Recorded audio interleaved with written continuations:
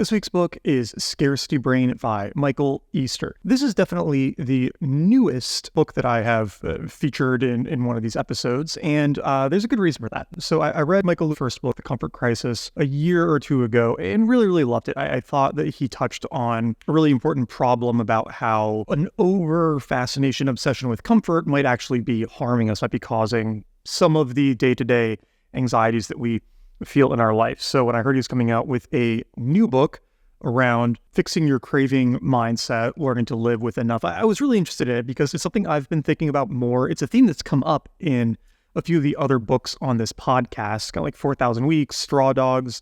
I've mentioned it in both of those recordings as well. And Michael just has a really good storytelling style. So I was excited to dive in. And off the bat, he says something that I think is really compelling, where he says, everyone likes to focus on developing good new habits, but I want to know how we can resolve the behaviors that hurt us most. Because here's the thing, it doesn't matter how much gas we give new habits. If we don't resolve our bad ones, we still have our foot on the brake. And I think this is so true. It's really tempting for us to think about, what do I need to add? What do I need to change? What do I need to build into my morning routine or whatnot so that I can have the life that I'm thinking of? But he's approaching it from another mindset, which is, what is already in your life that is causing these problems? Or what is there that is leading to some of these bad behaviors and bad habits before they even become bad behaviors and bad habits? Because really, if you can root out the source of the bad habits, then you don't even need to resolve other bad habits in the future, right? They've kind of been like pre-resolved by getting your environment and your mindset right. So I really enjoyed this idea of the approach to self-improvement, lifestyle design, and the book didn't disappoint. I really enjoyed it, really got a lot out of it. So I'm going to share some of the best lessons, takeaways from it with you today. Super quick interruption to just remind you that if you are loving this podcast, if you're enjoying it, if you're getting any value from it, please send it to a friend. That is the most helpful thing that you can do to help this show grow. If you have already sent it to a friend, then I would love it if you took a moment to leave me a review on Spotify, iTunes, anywhere that you get your podcasts, or if you're not watching the video version on YouTube, just search Nat's Notes, Nat Eliason on YouTube, like, subscribe. Those really help the show out as well. So again, thank you for listening. Thank you for sharing and reviewing, and let's get back to the episode. So the way Easter's structured the book is he starts by introducing this idea of a scarcity loop. This is a common pattern that our brains go through that drive us to behave in certain ways. And sometimes those behaviors are good. It can lead us in good directions, and that's something we're going to talk about later. But it often leads to us doing things we don't necessarily want to do. And he uses slot machines as his example for how he talks about this, because slot machines have been really perfectly engineered over the years to trigger that scarcity loop and to get us to keep putting money into them. He actually had this really crazy stat in here that slot machines make more than $30 billion each year in the United States, which is more than we spend on movies, books, and music combined. It's a lot of money. So how do they do that? Well, they tap into this scarcity loop, as Easter describes it. And the scarcity loop is very simple. There's three parts of it. There's the opportunity, there is unpredictable rewards, and there is quick repeatability. So opportunity, the first part, is an opportunity to get something of value that improves our life. So in the slot machine example, obviously it's money, but it could be really anything, especially something hedonic, right? Like food or, other sensory pleasure, kind of anything that feels like it'll make our life better. Then the second phase is these unpredictable rewards, because if you're getting the exact same reward every time for a behavior, that feels like work. It's a funny, subtle difference. If we know that we are going to get, if I told you you're going to get $100 every week for playing slot machines, you probably wouldn't play them, because that would be a really boring way to make $100. But if I tell you you might make $100 every time you play a slot machine, although on average you will actually lose money, you'll play it a lot more, because those unpredictable rewards are exciting. They're what pull us back into it. So you've got that first part, the opportunity to get something that improves your life, and the unpredictable rewards. It's not clear if you're always going to get whatever that reward is. And then the third part is this quick repeatability. It's the capacity to immediately run the loop again, right? So opportunity to get something, not sure if you're going to get it or not, kind of like this chance aspect, then the ability to do it again if you don't get what you were hoping for. Those three things create the loop because one obviously feeds right back into the other.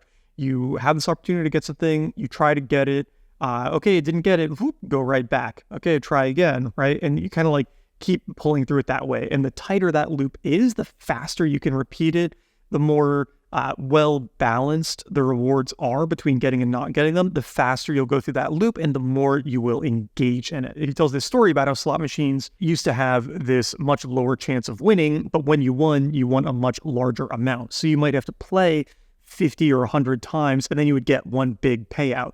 But once they changed it to often winning a small amount but less than you bet, so you put in $1 and you win 50 cents, people were playing them a lot more, even though their expected value was the same, because it felt closer to winning something each time. It kept that range of outcomes tight enough that people kept going through the scarcity loop over and over again. And so these scarcity loops are really addicting things. They really, really hook us. There's something in our brain that makes us drawn to them. And he gives some examples of what they are that I'll get to in a bit, like scavenging for food.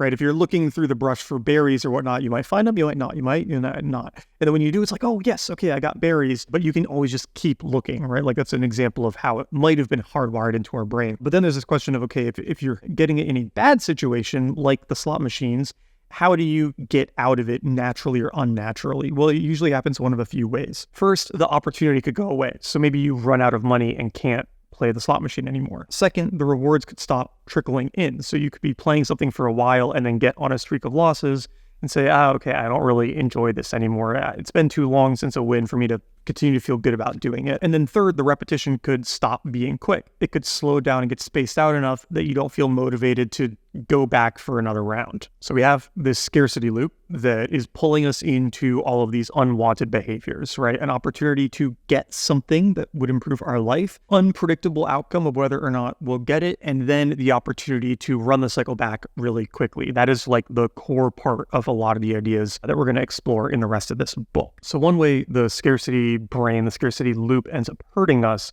is by driving us to add things instead of subtract things we want to solve a problem. So he says, in the human brain, less equals bad, worse, unproductive. More equals good, better, productive. Our scarcity brain defaults to more and rarely considers less. But often the best way to solve a problem is to remove things. In Anti-Fragile by Nassim Taleb, he talks about using via negativa thinking. If you're feeling very sick with your diet or something, or having some sort of like gut issues, maybe the solution is to remove something from your diet, not to add some fancy new supplement and powder. That's kind of what Easter's talking about here. He gives us a good example of an experiment where somebody was telling people to imagine that they're tourists in Washington, D.C., and then was giving them an itinerary that was packed with stuff so that all day they were running around like nonstop, no rest. And then he asked them, how would you make this itinerary worse? And most people chose to remove things from the schedule in order to make it worse. But what would have made it worse would be to like add a bunch more things to it. And in that kind of situation, people probably would be quite a bit happier if they had like a freer schedule. Removing stuff wouldn't make it worse. It would actually make it better. And there's a lot of ways that comes up in our life. If we're feeling overwhelmed or something by everything, then we might be tempted to add a workout to our schedule every day, right? To like give us a chance to unwind or add some social time or things like that. When in reality, the answer is probably more along the lines of like removing things from our day, removing obligations instead of feeling like we have to keep doing more and more and more. And part of why we do that is that we're constantly getting bombarded by what Easter calls scarcity cues. And these are just little triggers in our environment that we might need something or something might be missing. And this could be a lot of things. One example, right, would be advertisements. So if you're in like a very affluent area and you're seeing ads for things, you might feel like, oh, I don't have enough money. But he says that even really simple things can trigger this scarcity cue, the scarcity reflex. Even the mildest scarcity cue, like running out of milk or ink in a pen, compelled people who had plenty to reach for more of all kinds of things and make decisions that hurt them in the long run. We found that when you threaten people's access to everyday things, they grab more for themselves and are less likely to give to others. More makes us feel safe, as if we were doing something to solve the perceived problem of scarcity. And that might be why we're constantly being drawn to consuming tons of information online or eating more or putting more activities on our schedule, taking on new diets, whatnot, is that we're getting tripped up by all these scarcity cues in our environment that make us feel like we need more of something. And so finding these cues and trying to root them out can actually help with resolving some of that like unwanted behavior. These cues are kind of like what draw some of the first part of the scarcity loop, right? You sense that you are lacking something, and so then you seek out an opportunity to get something to resolve that. We got the unpredictable reward, the quick repeatability, and then you end up in a positive but more often negative behavior that you don't want. And one of the very common manifestations of that is through drugs and alcohol.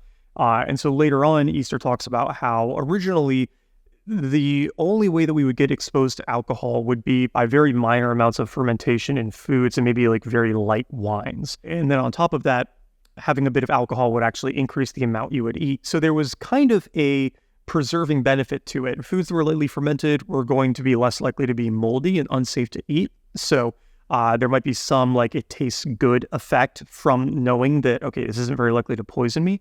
And then getting very lightly intoxicated might make you eat more. It would have this kind of like pro or resource gathering benefit to it. So you can see how it would start off as a good thing. We have since just hyper concentrated alcohol and really all drugs, right? If you look at most liquors, right, they're going to be 40 or 50% alcohol. Whereas supposedly wines that were drank in like ancient Rome and a lot of history might have only been 2, 3, 4%, right? There's this massive difference. And like, yes, you water down liquor in cocktails, but still it's a massive change in how concentrated these compounds we're getting. But they're hitting that same scarcity loop in our brain because they're making us feel good, right? Or maybe we have like a fun social experience, or, you know, we have the confidence to go like talk to the girl or whatever. But we don't really know what's going to happen every time we start drinking, every time we have alcohol. But we get to repeat the experiment again tomorrow, right? You've got that quick repeatability built into it. And same for really like most drug use, right? They each tap into some kind of scarcity loop in that way.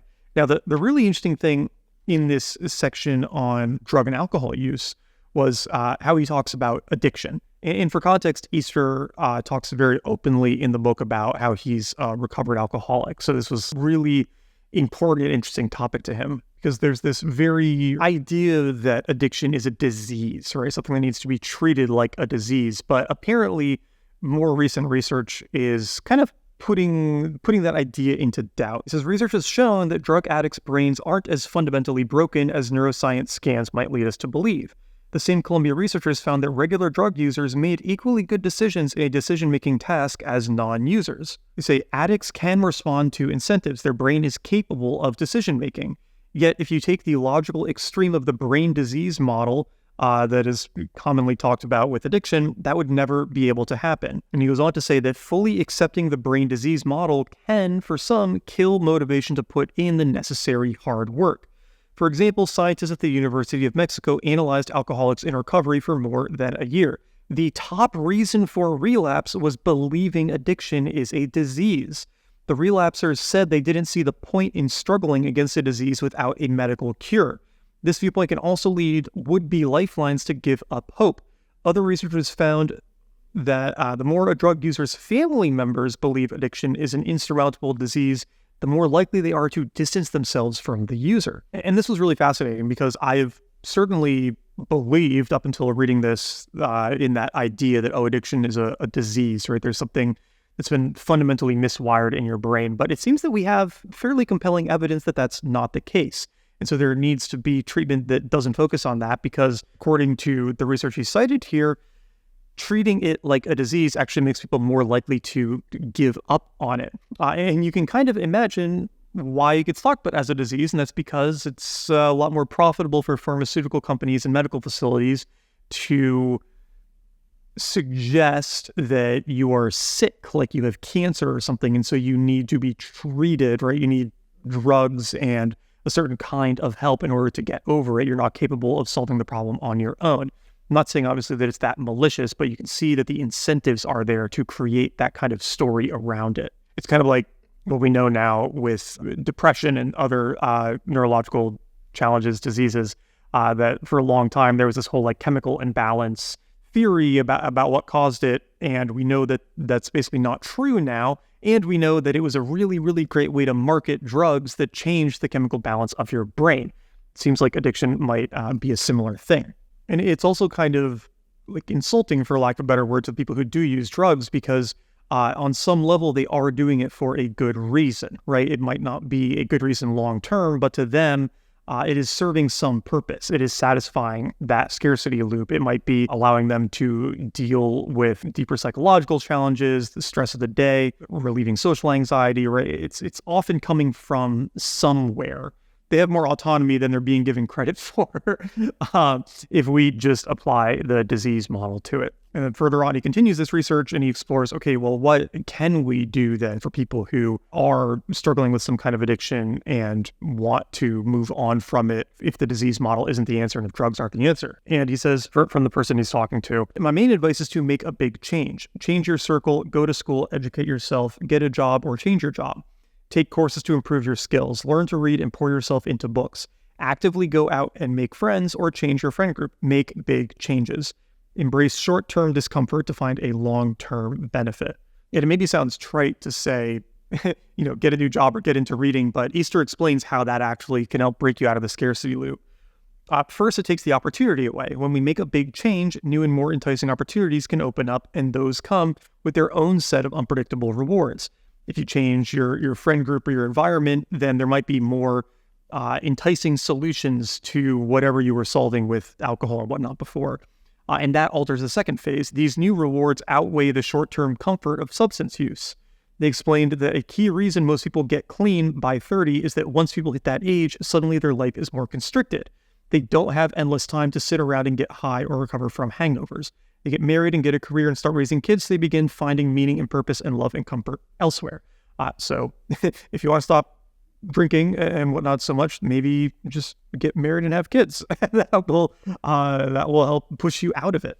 It's funny to think that it could be why people start drinking and such more again in their 60s, right? And you've got seniors on cruises and whatnot, reliving their youth, so to speak. It's because they kind of have that freedom again. And so you can see how they might return to some of those types of behaviors.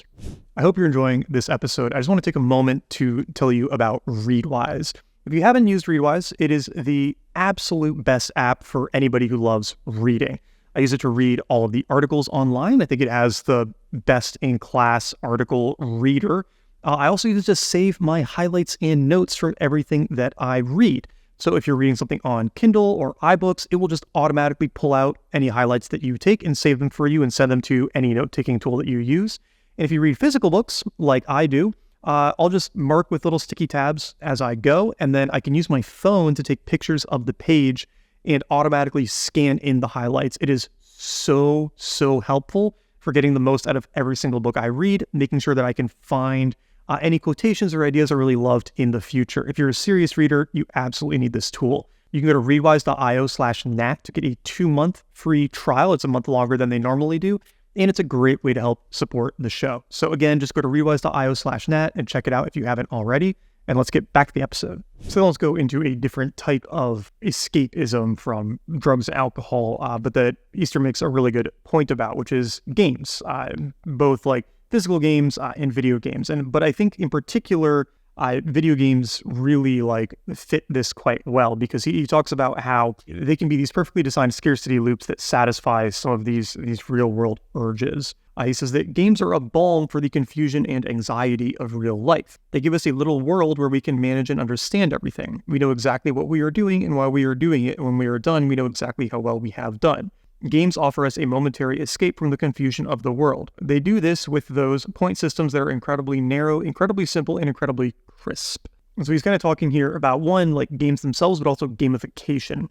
Attaching numbers and data to everything has kind of made us obsess over stuff we might not normally obsess over. And a really good example of this is wearable devices, right? Like an Oura Ring or having an 8-sleep mattress. And I'm certainly guilty of this, where I wake up every day and I want to check my score and see how well I slept, right? Did I do a good job last night sleeping, or did I do a good job the day before winding down so that I could have a good night's sleep? And that can be creating this kind of unhealthy relationship with our sleep itself, right? In that sense, they're actually seeing a little bit of a pushback against this now, people trying to move away from over data-ifying everything, because it really changes the relationship when you treat it as this thing that has to be kind of gamified. specifically political Twitter, because Easter talks about how political Twitter became a bigger and bigger thing. People started getting a little bit more negative because just something with the way the algorithm worked. Maybe this is just something about human nature. People reacted more to negative and kind of vitriolic posts. And so politicians who started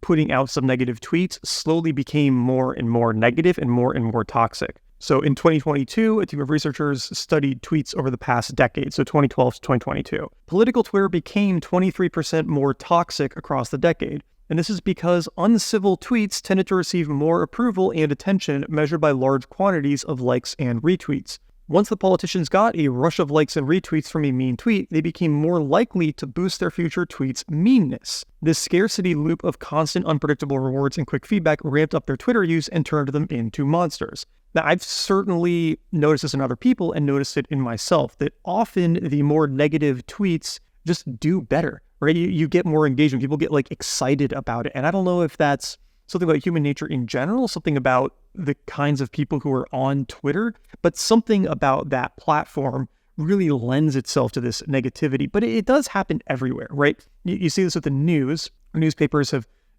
moved more and more into just like rage bait and outrage to get people to like click on their headlines and read their newspapers. People obviously make YouTube videos and short form videos talking about controversial topics to like upset people and get them a ton of views and engagement, lots of comments, because the comments drive a lot more activity and views on the platform too, right? Like it's this kind of like unhealthy cycle we've got ourselves in, driven by the gamification of these platforms in terms of views and likes and subscribers and all of that. And it's not purely gamification, obviously, because it's part of how some people make money, but it's hard to deny how this gamification of our ideas and our social life might have led us into behaving in ways that we really don't want to be behaving in. So you can see how these social media platforms and the scarcity loops that they promote might be leading to some of this bad behavior. So then let's go on and talk about another area where these scarcity effects can really like rear their ugly head, which is food, because obviously obesity has become just a massive issue. Coronary artery disease as well has become a huge issue, which is obviously pretty tightly correlated to obesity, but can be a problem even like non-obese people. The reason for this obviously is food, right? And the food that we are eating, the food we're consuming. It's obviously not that we're like genetically coded to become obese. Otherwise it wouldn't be such a new problem. Like it's clearly what we're putting in our bodies. And so what is it about what we're putting in our bodies that is doing that? And if you look at the diets that have been fads over the last 10, 20, 30 years, you would think that it's like the macronutrients or something, right? Like, oh, okay, you need to do Atkins, you need to cut out all carbs. Okay, you need to do paleo and cut out grains and stuff, right? Like, I guess those are pretty similar, but like Atkins is higher fat. Or like, okay, now you need to be ketogenic. Now you need to do like Mediterranean. Like, oh no, actually it's vegetarian or vegan. And Easter makes the argument from doing a lot of this research and like living with some indigenous tribes, people that don't experience any of these diet-related chronic health conditions, that it's more about the processed food that we're eating today and the amount of options we have available to us. So he's living with this tribe for a period called the Simane, I'm not sure actually. They eat a really surprising diet. They basically eat 70% plain grains and starches, so like potatoes, rice, plantains, and not even like fancy rice, literally white rice that they've shelled themselves, which is really surprising. You would think that if they're eating 70% white grains, then they wouldn't be healthy, but they are perfectly healthy. They have no obesity, no coronary artery disease, and it's because they're eating a lot less and they're not eating these like hyper-processed foods. The composition of foods that we're eating today has significantly changed to make it hyper-palatable, to kind of trigger that scarcity loop where we have a bite and, oh my gosh, like I want another one. We see the bag of Doritos in the store and okay, I want that. We open our pantry and there's nothing in it. And so we want to like go out and buy more stuff to refill it, because the average person has like hundreds and hundreds of different types of food in their homes. When, I mean, like really you would be perfectly fine with like one animal of meat, one or two types of like grains or carbs, or, rice and potatoes, for example, and then whatever vegetables are in season, right? That might be like 15 items. But I would challenge you to like open your cabinets and your fridge and see just how many different items you have in there, right? We have this incredible surplus now. And then whenever we're running low on anything, we want to go out and refill it. We want to like add more and more options so that whenever we want a snack, we don't have to have the same thing. But having a more boring diet might actually be the secret to living more healthily. There's this interesting point about meat too, because you hear both sides of this debate, right? Like some people will say that, meat is really bad for you. You should avoid it. It's got all this saturated fat. And people who eat more meat have more coronary artery disease. Then you have another group that says, no, meat is super nutritious. Maybe you should even be on a carnivore or like a very meat-centric diet because that'll be the best one for you. And what the Easter points out here is that, yes, our grains and our junk food are like really processed today, but our meat is like effectively really processed today too. Meat in the ancient past wasn't like today's meat. We were eating rangy animals that, much like us humans in the past, moved around all day looking for food that was scarce.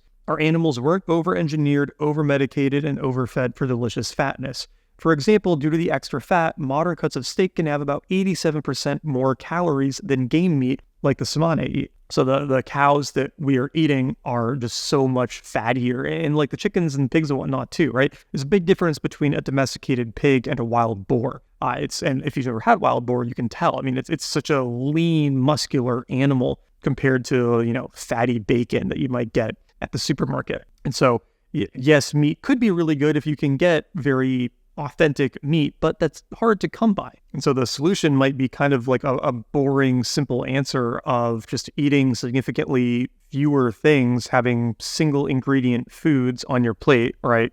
Broccoli, meat, rice, things like that, and just not eating really any of the more modern processed foods, including the more like refined meats and grains and whatnot. And I feel like that's kind of becoming more of the consensus today too. And this also explains why dieting often doesn't work. He says that 95% of people who lose weight in a given year eventually gain it back, which is wild, right? It's really, really hard to lose weight and keep it off. And he says the problem is that we just assume we should eat less, right? We should just eat fewer calories, and so we kind of starve ourselves. But then that sets off this scarcity loop, right? Like it sets off this fear in our brain, like, oh my God, I'm not getting enough food. And so we eventually give into it and eat it all back because we feel like we've been going without. But by actually eating, close to the same number of calories, but just having very boring foods, you can kind of like trick yourself into slowly eating less because you're not getting that constant desire for more from these like hyper palatable processed foods. The next thing is stuff, right? Because people have so much stuff now.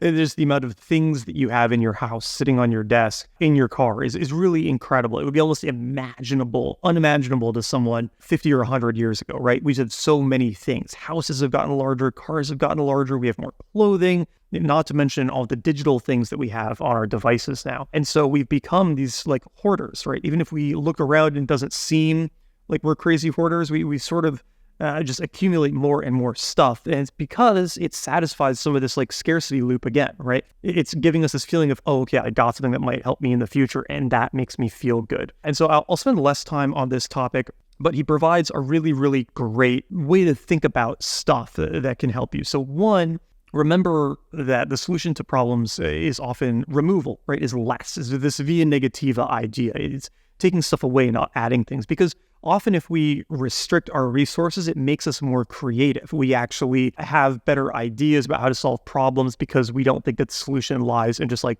finding a new thing to solve that problem. We try to use what we have at our disposal. And the way to think about like what to buy and what to acquire is to try to think of things as gear and not just stuff. So he makes the distinction that gear serves a specific purpose, and ideally multiple purposes. It's not just a thing that you're adding to your collections. It's doing like it's solving a very useful problem for you and doing a very useful job over and over again. And if you can't think of what specific job something is satisfying, or if you see something in your house that you haven't used in a while and you can't say like, oh, this is solving this problem in my life right now, you should probably not buy it or donate it or sell it and get rid of it because it's become just stuff and you don't want a life that's just like cluttered with stuff. There's an interesting idea here about travel too. He's interviewing this woman, Zara, who's like a famous adventure explorer person. And she says, I just feel like money hasn't served me in the sense of having better experiences compared to not having as much money. Money brings more control, but also less adventure. When I start with fewer resources and materials, whatever I earn, whatever problem I solve myself, I enjoy every moment a little more than if I had unlimited resources. There's something so freeing and incredible about it. The word empowering has become kind of gross, but it's empowering in a sense to know that you are creating your own experience and that you're relying on yourself. I think a really fun idea of trying to travel or go on trips, but not be super programmed and not do a lot of like expensive, organized tours and things, right? Like, what if you just fly somewhere and don't get any help and then ask locals what to do, right? Or just go out and walk around and try to find something interesting, right? There's this like scarcity because we feel like we have to find the highest rated restaurant and then we have to order the best thing on the menu there. We have to go to the best sites in an area. We have to do all the best excursions. And that's not true, right? Like, you might actually have more fun just exploring and seeing what comes up and seeing where the adventure takes you. And I don't know, I find that very attractive because I find the hyper-optimized travel sort of exhausting. And so I'd like to try doing this sometime for myself. And then we come to a big one, which is information. How does information trigger scarcity? How do we seek it out and hoard it? And I think, we kind of instinctually know that this is becoming a bigger and bigger problem. The average person today might have access to and consume more information in a day than somebody a few hundred years ago received in their lifetime, right? Just think about how few books people used to be able to read. The average person, they might have their Bible and one or two, maybe a dozen books in their library, but they certainly weren't having access to like this, right? Like all these books behind me and, plus everything online, all the articles, and then you've got the tweets and the Instagram posts and whatnot. There's just an endless source of information, and social media in particular really takes advantage of these scarcity loops. It's hyper engineered to keep you on the app so that you keep earning the platform ad revenue by trying to give you that perfect stream of information that's going to satisfy this scarcity loop in your brain. So remember, something that might be useful or advantageous, some kind of opportunity, unexpected rewards, right? So it might be good, might be bad, we don't know. And then quick repeatability. Well, every time you refresh Twitter, Instagram, whatever, every time you go to the YouTube homepage, you don't know what's going to be there, right? It's going to be something new. It's going to give you that unpredictable reward, and you might find something really magical that satisfies that urge. So they're just hyper optimized around making you feel like you need to keep coming back to keep satisfying that need for information. And the news isn't much better, right? We've got this 24/7, very partisan news coverage now, so you can always find something to be scared about. And that can have really serious negative consequences. And this is a wild study. Okay, so immediately after the 2013 Boston Marathon bombings, researchers from the University of California, Irvine investigated two groups. The first group was made up of people who watched 6 or more hours of televised bombing coverage. The second group was people who actually ran in the 2013 Boston Marathon. The finding: the first group, the bombing news bingers, were more likely to develop PTSD and other mental health issues. That is worth restating. People who binge-watched bombing news on TV from the comfort of home had more psychological trauma than people who were actually bombed. This just blows my mind, right? Because you think that you're being a really good, informed, educated citizen by consuming this information, and to some extent, yes, it is good to know what's going on, but there is a limit, and the limit beyond which it stops being useful is a lot earlier than we think it is, right? Maybe just getting a little 2 or 3 minute recap of the day would be sufficient. There's really no reason that you need to watch hours and hours and hours of coverage of an event. Most often, the event can be summarized, again, in a page or less after it's been a year or two, right? If obviously, if you're living in an area being super affected by some news, that's one thing, but constantly following, other crises going on around the world and thinking you need to know everything that's going on is clearly really hurting people. It's giving them PTSD, right? It's making them sick. It's not healthy. But news media and social media know that we kind of have this scarcity loop, and they can leverage that to make ad money off of us, and so they do. And so you just have to be really, really aware of that when you're consuming information. So then he has a really wonderful chapter where he lives with some monks to kind of study their lifestyle and get a better idea around happiness. I think you should just read it. It's my favorite chapter of the book. It's fantastic. And it really speaks to the desire a lot of us feel like we are searching for something to solve these problems. And it's why are these loops getting set off in our brains so much? But then we get to the end. It's a question of, okay, what do we do, right? We know that these scarcity loops exist. We know these cues are out there that are triggering us into being worried and afraid of things. So what do we do about it? The one thing he suggests is shift the scarcity loops into abundance loops. Find hobbies that have the 3 parts of the scarcity loop, but help us do things that are good for us. So just as a very simple example, taking up running or weightlifting kind of taps into that scarcity loop, because it's going to give you something where you're going to feel good afterwards, you're going to be stronger, whatnot. But really, I think it's the feeling good, because the getting stronger takes a long time. The rewards are unpredictable because you might beat your record from last time, you might not. You don't totally know how well you're going to perform. And then you get the repeatability. You can do it again really quickly, maybe the next day or in a day or two. So you get all three parts of it. He also talks about like fishing, right? If you go fishing, you're getting something useful, right? You're having fun, you're getting food. Unpredictable rewards, you might catch nothing, you might catch a ton, and quick repeatability. You can go out and do it again next weekend or whenever, right? Like, you want to try to find positive ways to leverage this part of our brain to drive you into better and better behaviors. And honestly, that's kind of what a lot of these books are for me. Like, I know that each book might have an incredible story or an incredible idea, something I can refer back to, some great snippet I can share in these podcasts and videos, and sometimes they don't. So I've got a little bit of that scarcity loop going on there. And you can also use this in helping to guide the behavior of others, right? I think that idea of how you would not take a $100 a week salary to play slot machines is really powerful, right? Because it shows that once you make a reward very expected, people stop wanting to do it. So he even mentions that if you want your child to like behave in some positive way, you kind of don't always want to praise her. You don't always want to give the same reward, because then it'll just feel like work. And they say this for dog training too. You don't want to always give a treat or always praise or always give the same reward. You kind of want it to be unpredictable, because that's always much more motivating. And for like an employer, you don't want to have a weekly happy hour on a certain day or a monthly happy hour on a certain day of the month. You kind of want to surprise people with it, because even if you're surprising them with it once a month, it's still kind of unpredictable. They never know when it's coming, and you kind of like tap into some of that energy. And then finally, whenever you're stuck in a bad behavior that you want to get out of, try to figure out how the scarcity loop is driving that unwanted behavior. What is the opportunity, the reward, the feeling that it's satisfying? What is unpredictable about it? And what can you do about the unpredictability? And then how quickly can it be repeated? And what can you do about the quickness of the repeatability?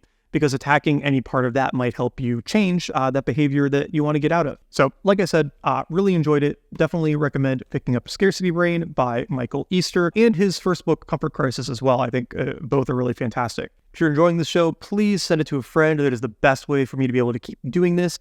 Like and subscribe on YouTube, subscribe to the podcast wherever you listen to podcasts. If you prefer to do that, leave a review. All of those good things are just super, super helpful to make sure I can keep doing this. You can also drop any book recommendations as comments anywhere. I'll find them, because obviously I'm always looking for great new ideas. Next week's episode is actually a book that a listener recommended, and I've been loving it. So I'm really excited to talk about that. It's hard to find like good new book recommendations that aren't just like the thing that everybody is reading right now. Thank you again for watching as always, and I will see you next time.